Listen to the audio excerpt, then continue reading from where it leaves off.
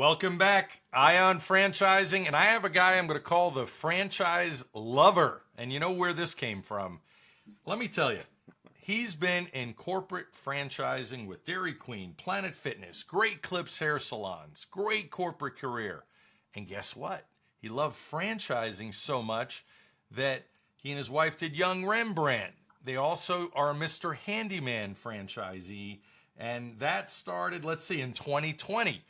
He's got 14 Mosquito Shield franchises and just got into that a year ago, and it was an acquisition. And we're going to hear all about that today. Up next. You're almost never going to pass on a corporate job to your kids, but you could build a business where you could pass on an opportunity to your kids to make money and to be their own boss in a way that they probably never imagined when they were in a corporate role. Love all this. If you're going to, I tell people all the time, if you're going to be a first-time business owner, a franchise absolutely is the best way to go. Being involved in the franchise, going to meetings and going to conventions and going all in. I mean, one of our corporate values is that we are going to be brand ambassadors for the brands that we're part of. This episode sponsored by SEO Samba. Empower your franchise with predictable results and AI-driven marketing. Welcome, Jon Steward, franchise lover. Thanks, Lance. Good to be here.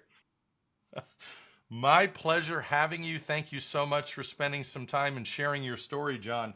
So franchising is sort of this contagious environment. When you're bit by the franchise bug, I guess complete pun intended, we're about to talk about mosquitoes. Talk about that, Jon. You had all these corporate jobs. At what point did you realize, obviously, I need to buy a franchise and do this myself? Yeah, I think seeing other franchisees I was working with to be successful, seeing how franchising changed their lives, many times generationally, seeing family get involved in the business. It was a really, really interesting idea to me that I'd spent all of those years consulting with franchisees on how to be successful. My wife and I were sitting down one day, and my brother as well, and we said, you know what, this is something that I think that we could do, that we could be successful at. And so using all the knowledge and skills that I learned over 25 years, we decided to take the plunge, and it's been a great ride in the 5 years that I've been doing it. Now, what were some of the highlights over the years with your corporate job? Talk to the audience that are people that maybe have sat on the sidelines for too long at this point, or maybe some that have just decided business ownership is for them. Is a franchise right? Get them excited about some of those things, some of those life-changing moments or legacy moments that you might have seen over the years in your franchise experience. Is it just about the fact that people control their schedule? Is it about the fact that they get to have their entire family they get to employ, if that's the case? What are those special moments? Yeah, well, I think, first of all, I think a lot of people out there have a dream of owning their own business, being their own boss. And so I think that that was probably the first thing that I was exposed to. My first experience was with Dairy Queen, and there's a lot of nostalgia around Dairy Queen, a lot of good thoughts from people's childhoods and things like that. And so having the opportunity early in my career with Dairy Queen of opening new restaurants with franchisees, and me being able to be the first person to kind of hug them when they realize their dream of opening a Dairy Queen and relive those memories of having a peanut butter parfait with their grandfather. I think that that was the first thing that was kind of cool. And then if I move forward into Great Clips, I think just the idea. I can't tell you the number of times that I heard the story from a franchisee who may have been in a kind of a individual contributor type of role in their corporate world, where they may people that were social workers or teachers or IT people, who said, I never thought that I was going to be able to own $1 million, $2 million, $3 million business, but franchising gave them that opportunity where they just wouldn't have had the tools, the systems, the routines to do that without franchising. Then probably the third thing would be that opportunity to build generational wealth, to build something that they could pass on. You know, you're never going to pass on a corporate job to your kids. I mean, I guess sometimes maybe you might, but you're almost never going to pass on a corporate job to your kids. But you could build a business where you could pass on an opportunity to your kids to make money and to be their own boss in a way that they probably never imagined when they were in a corporate role. So you saw a lot of people build generational wealth, build their legacy, really get rich, or make more money than they ever have. Why is it that in all those brands that we just discussed and many other franchises, you have this group that makes a lot of money? And then there's a smaller group on the bottom, or maybe it's the same as, who knows what, it depends on the brand. But there are people on the bottom that don't work. Doesn't work out for them. Those are the ones that you hear about on the internet all the time, right? Yeah. Well, I think part of it has to do with choosing the right system. I've had the opportunity to work for some top-notch systems. I've had the opportunity to be part of top-notch systems. So that's kind of, first of all, doing the due diligence to make sure that you're choosing the right opportunity, the right kind of wagon to hitch your horse to, or whatever you want to call it. And then I think, I'm not going to sit here and, say that it's all individual franchisees' fault. Sometimes, site selection comes into it. Sometimes it's just not the right time. Sometimes it's competitive pressure. But more often than not, what I saw was people who were committed to following the system, people that were committed to doing things the way that the franchisor suggests for us to do are usually the people that are more successful, the people that get to know the other franchisees. And when I say get to know the other franchisees, you don't want to be part of the oh woe is me club. And you're always going to find people who may not be realizing the dream the way that they thought that they were going to realize the dream. But you want to hitch your wagon to the top franchisees and ask them, what are they doing? What could I do better? Being involved in the franchise, going to meetings and going to conventions and going all in. I mean, one of our corporate values is that we are going to be brand ambassadors for the brands that we're part of. And we really believe that strongly. My wife and my brother and my brother's wife, who are involved in the business with me, we feel strongly about that. And we want to make sure that we're preaching the gospel about the brands that we're part of, because that's going to help us to be more successful. I love this. And I love this conversation. You know, when people get a job, they don't necessarily have the luxury of knowing the type of culture they're getting involved with. Whoever's interviewing them, even if there's one or two or three interviews, that's a smaller perspective of what they're going to experience.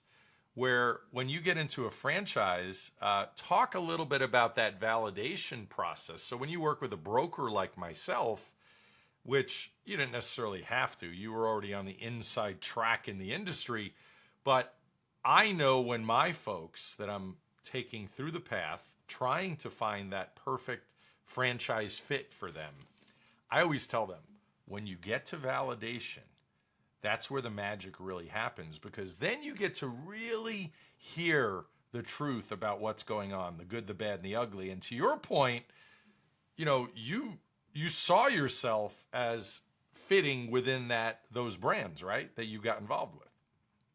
Yeah, I mean, even when I was interviewing in my corporate roles, I always chose to, I had, I guess, the luxury of choosing to join brands that I was already a customer of, that I already believed in, and that I already thought were top notch. And so that was the case with all of the brands that I've been involved with throughout my entire career, even before franchising. But I think that you brought up a great point, Lance, and that is that a lot of franchisees, when I was onboarding new franchisees in my corporate roles, I found that a lot of franchisees, or candidates, I should say, shortcutted that validation process. They had already fallen in love with the brand before they got to validation, and they ended up shortcutting it a little bit. And for example, before I was able to bring the Mosquito Shield opportunity to fruition, I looked at 8 or 9 different opportunities. Some of those were growing franchises organically. Some of them were acquisitions in different industries. Um, but I really took the time to do the due diligence. And I took the time to talk to other franchisees when I got to that point. And I think that, you're going to get a list, people will get a list of the franchisees that left the system as well. And I think it's important to take a moment to try to call those people also.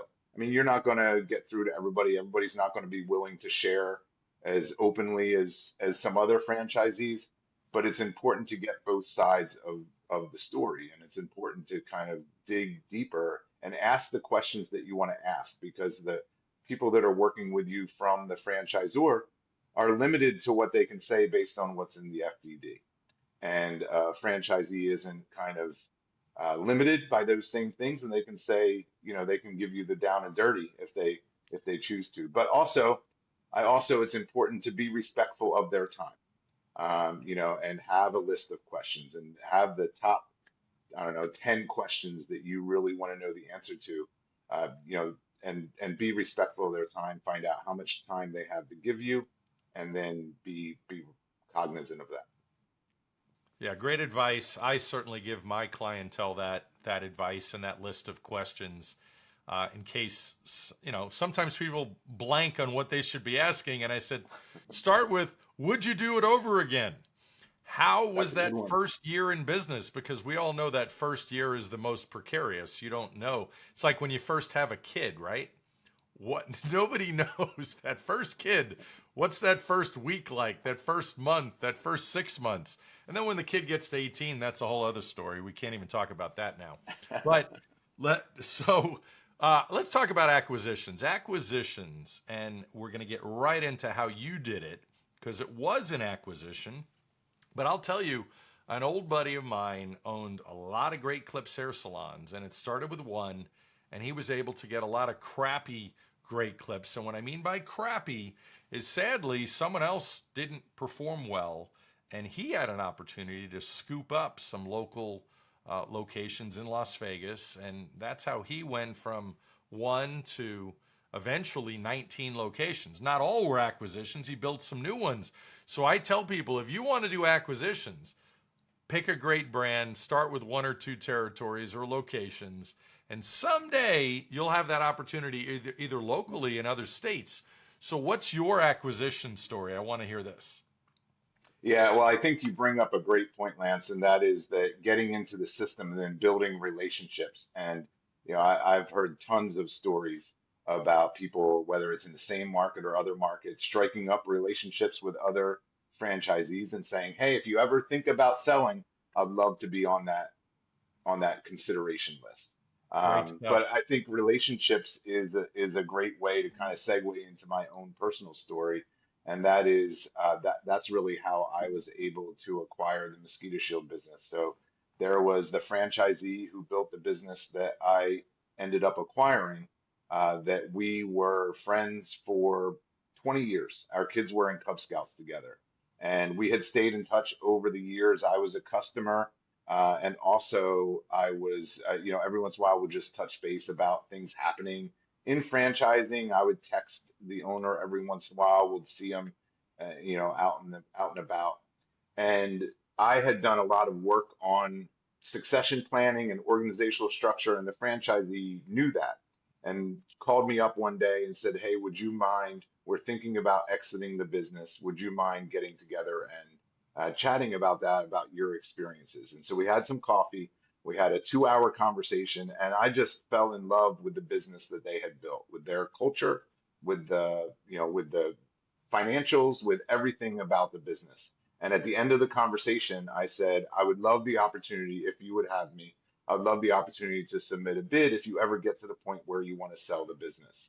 And the husband and wife both looked at me and said, "Funny you should say that, because that's why you're here." They also felt like my wife and I would be the right people to carry on the legacy. And that's, I think, another important point about acquisitions is that not only do you have to build relationships with people, but a lot of times, especially in franchising, this is the baby, this is their baby that they've built from the ground up. And so they want to know that the person that takes over for them has a good shot of taking care of their people, of taking care of the business, taking care of their reputation.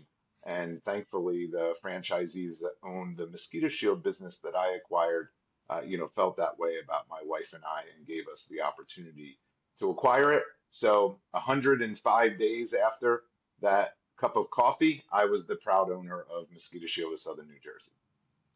Amazing. Great story. So, what do you say to people that are looking at business opportunities and their first stop is spending the first several years on Biz Buy Sell or some other sites looking for specifically an acquisition, not even a franchise acquisition, but an independent acquisition? What do you say to those folks? Yeah, I think that there are pluses and minuses to to acquisition. There are pluses and minuses whether it's in franchising or outside of franchising. And so obviously you have that kind of building cash flow.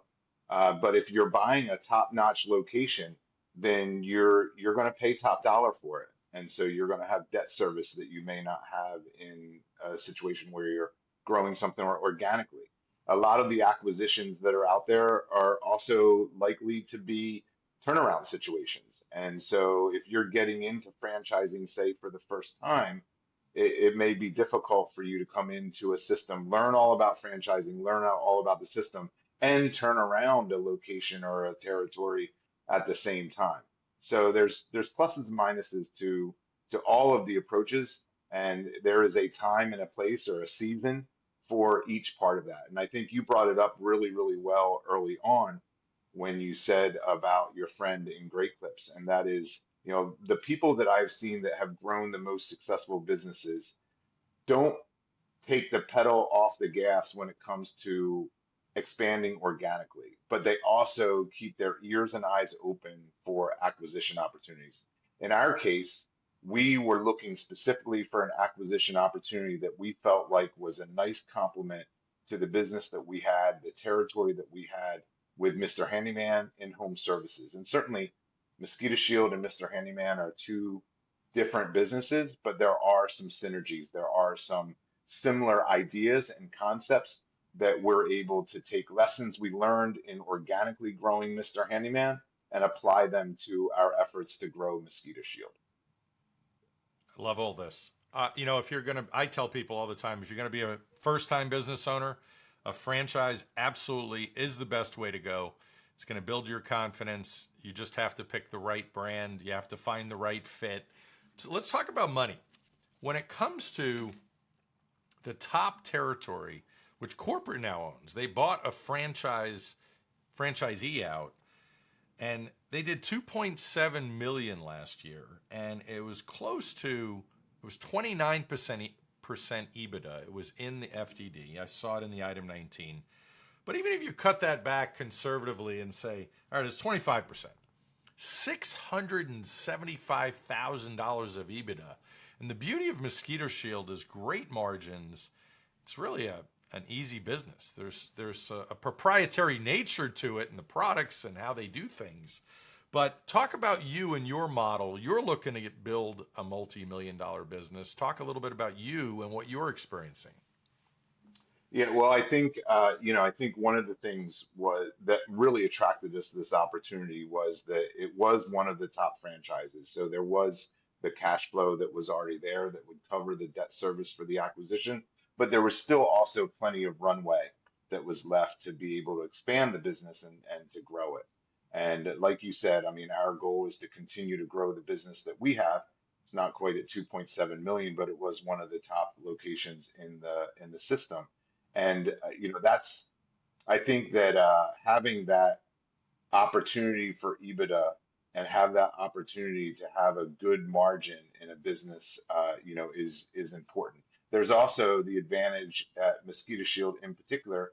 Now, again, we acquired a pretty larger size business, so they already had a separate shop and a place that they were operating the business from. But there's not a consumer-facing component to Mosquito Shield, and so you can start the business out of your home. You can grow it while you're working in your corporate job. You can grow it to say one or two or three vans before you have to invest in more extensive overhead with having a shop or a place to repeat product and that sort of thing. So I think that that helps contribute to trying to get to that profitability a little bit earlier in the process. Um, and so you just, I think that one of the things that I felt strongly about, or I feel strongly about, is continuing though to invest. You can squeeze more EBITDA out of a business by pinching on marketing in particular once you get to a certain level. But I think you have to keep your foot on the gas and you have to keep spending 8 to 10 to 12% on marketing if you're going to keep growing. And I also feel like if you stop growing, then you're just inviting competitors to come in and take market share from you. Yeah, great point. I also love the fact that this is a business that you actually can keep your job and you can do this as a side hustle as long as you dedicate enough time to follow up with your team and make sure that things are being handled. Talk about that because, as you know, being in franchising for so long, there are a lot of people out there that will tell you you cannot be a part-time franchise owner. You have to go all in full time and you have to quit your job. Well, I think I think that one of the things that Mosquito Shield in particular does a great job of is they have a call center that is a resource for you that we use even as a larger franchise to handle calls on nights and weekends, even though we have full-time customer service people in our business. And so that's one of the ways that they kind of do that because you can have all of the calls go to the call center if you want to, and you pay for it, you pay commissions and things like that. But they are trained specifically. We have specific agents within the call center that know the Mosquito Shield business and can really do those follow-ups and those calls for you. And then I've heard stories from other franchisees about, I think it's a pretty good system as far as franchisees getting along with one another. And it's not necessarily a corporate program. It's again back to building those relationships with your neighbors. But if you have folks that are close by, I've heard stories of people letting each other borrow vans, for example, when there was an issue with maintenance. I've heard about people even sharing technicians as they were growing. There's a franchisee that I know of that has, there's two franchisees in a city and so they had enough business to hire a half of a technician full time. But what they did was they went together. So one person pays the other, basically like a consulting fee or an outsourced labor cost. And that way they have a technician that is full time between the two businesses. I thought that was a pretty innovative and genius idea. I love that story. That's amazing. So give a plug for Five Star Franchising. They're the parent company of Mosquito Shield, and they have quite a few other great brands. So now that you've been part of it a year, what are some of the experiences that you can share? Well, I think any franchise system, what you want is you want the subject matter experts to be accessible to you. And I find this not only with Five Star, but also with Neighborly, who is the parent company of Mr. Handyman. And that is that you kind of have two layers of subject matter experts. So I have my subject matter experts within Mosquito Shield franchise who I can give a call, pick up the cell phone, and they're all great on being responsive and talking about whatever it is that we want to talk about. But if there's a question that they may not know the whole answer, or they may want to collaborate with some other people, then we have this whole other level of subject matter experts that are with Five Star Franchising that may be responsible for multiple brands or may be responsible just from a corporate standpoint on how they manage all of those brands. And they can always pull them into the equation and pull them into the conversation and just get a different perspective or something like that. Also, there's a buying group as part of Five Star Franchising. So you have access to things like, Home Depot or, companies like that where you have incentives that you have to buy things through the franchise that you may have access to pricing that you wouldn't get otherwise.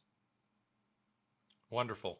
Final thoughts today. You've been an amazing guest. So much knowledge, Jon, in your history, and I appreciate your time. But give some advice to those maybe on the fence in that corporate job. they keep missing their kid's soccer game. They are worried about a layoff. What's the first step? How do you know? Give that one nugget for them. Well, I will say the first thing that you should do is that you should make sure that the significant people in your life are on board with you. And so that was one of the things, that I did first when we first started talking about business ownership. I made sure that my wife was on board, and my wife has been super supportive my whole career. But she was tired of me traveling. I've visited 45 states with my jobs that I've had in franchising, and I have, with the exception of trips that I've taken with her in the past few years that I've been on the franchisee side, I haven't been on those kinds of trips any longer. And so making sure that it's a team effort, making sure, and that doesn't necessarily mean it has to be your wife or your husband. It could just be, parents or siblings or, significant others, whatever that is. But making sure that everybody's kind of on board and excited for you, I think would be the first step. And then the second step is, I think, to, again, not fall in love with the first brand that you talk to. I think trying to do due diligence and make sure that you are looking at different opportunities that are out there, and learn about franchising. I mean, IFA, the International Franchise Association, has a ton of resources that can help you to learn about franchising in general. And you can talk to your franchise broker. If you're using a franchise broker, they're going to be able to help you, have a ton of information as well. And so making sure that you do that educational process and making sure that you're learning as much as you can about franchising and about the brands that you're considering. And then I think probably the last thing that I would say, I don't know if this is exactly on topic, but I also think that it's important to be realistic about your expectations. And so I would love it for anybody to come in and be a rock star and be the number one franchise in any system that they're part of. But there are going to be some really, really smart people probably that are already part of the system. And so making sure that you're looking at the numbers that say are the median or the average, or maybe slightly above average, because we're all slightly above average people, and so making sure that you're being realistic about what the results might be. And then also part of that is being realistic, or not being afraid of debt. And so not being afraid of saying, hey, you know what? I remember we used to talk about this. I would say the last thing that I would say is to not be afraid of debt.